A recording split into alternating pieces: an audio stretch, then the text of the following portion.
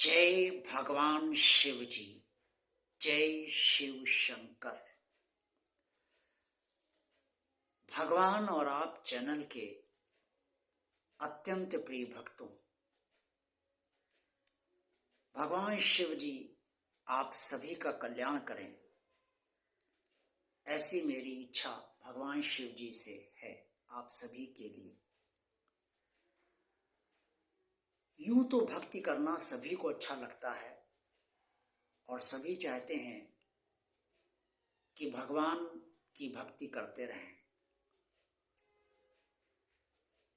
लेकिन कई बार ऐसा भी देखा गया है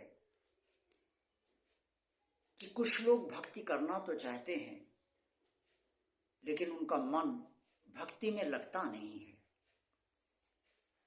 पूजा करने में उस तरह से मन उनका नहीं लगता है जिस तरीके से वो वास्तव में चाहते हैं कि उनका मन लगे। उनकी इच्छा भी पूजा करने की रोज नहीं होती, और जब होती भी है तो चूंकि मन उनका नहीं लगता है, इसलिए वो ज़्यादा देर पूजा या पाठ या मंत्रोच्चार चाहते हुए भी नहीं कर पाते। ऐसे लोगों के लिए भक्ति को करना और भगवान की पूजा में रत होना या भगवान का पूजा पाठ करना, वंदन करना, गुणगान करना एक अत्यंत ही कठिन कार्य उनके लिए हो जाता है, जो वो चाहते हुए भी नहीं कर पा रहे हैं। ऐसे लोगों के लिए उचित यही होता है कि यदि वो इस तरीके से भक्ति नहीं कर पा रहे हैं तो कुछ कर्म ऐसे करें कि वो भक्ति की श्रेणी में ही आ जाएं, यानी कि कर्मों के अनुसार भक्ति करें। कर्मों के अनुसार भक्ति क्या है, ये सभी को जानना और खास तौर से उनको जानना बहुत जरूरी है जो आमतौर पे जिस तरीके से अन्य लोग भक्ति करते हैं उस तरीके से भक्ति नहीं कर पाते हैं। उनके लिए जानना ये बात बहुत जरूरी है कि कर्मों के अनुसार भक्ति कैसे की जाए। मान लीजिए आपके पास धन बहुत है और भगवान की कृपा से धन आ भी रहा है, तो आप उन असमर्थों की मदद अवश्य करते रहें जिनके पास धन बहुत कम है और जिनको जीवन यापन करने में बहुत कष्ट हो रहा है।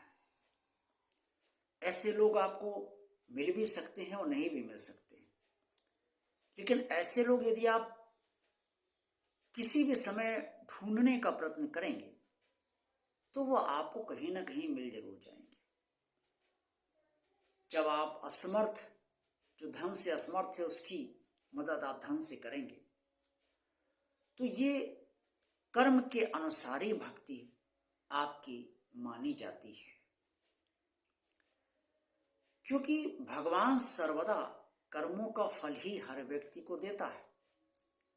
अगर आज आपके पास धन बहुत है या आप अच्छे ऊंचे ओहदे पर नौकरी कर रहे हैं, आपका व्यापार बहुत अच्छा चल रहा है, आपके पास काफी बाहुबल है, तो ये सब आपके कर्मों का ही फल है जो भगवान ने आपको दिया है, और ये श्रेष्ठ कर्मों का फल है।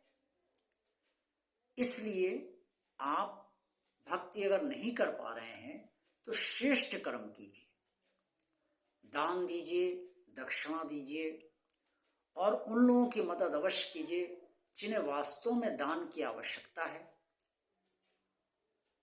और जो भूखा हो, जो भोजन नहीं कर पा रहा है, समुचित भोजन जिसे नहीं मिल रहा है, उसे आप भोजन अवश्य करें। अगर आपके पास सामर्थ्य है तो भंडारे का आयोजन भी करते रहें और उन कमजोर व असमर्थ लोगों की मदद अवश्य करते रहें। सिर्फ धन से नहीं, बल्कि जिस तरीके की मदद की उन्हें आवश्यकता है, और वो मदद अगर आप करने में सामर्थ्यशाली हैं तो वो मदद उनकी अवश्य करते रहें। उन सब की मदद करने से आप भगवान के भक्त ही माने जाओगे। ये सच है कि भगवान ने इस संसार में सभी को कर्मों का फल भोग करने के लिए ही भेजा है, अच्छे कर्मों का भी और बुरे कर्मों का भी। लेकिन ये भी सच है कि भगवान ये भी चाहता है कि जो निर्बल हैं, सबल, उनकी मदद अवश्य करें।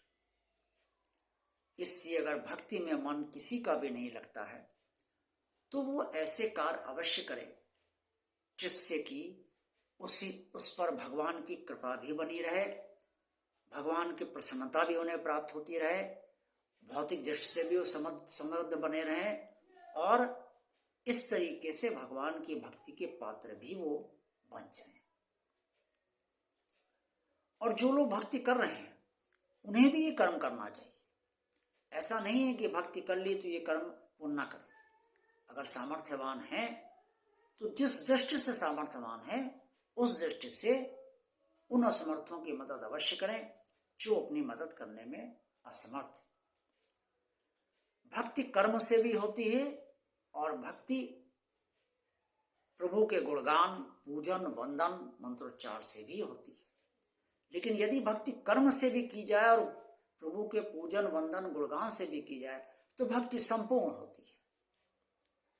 इसलिए परहित सरस धर्म नहीं भाई, संत श्री तुलसीदास जी ने जो कहा है उसे सदा ध्यान रखें।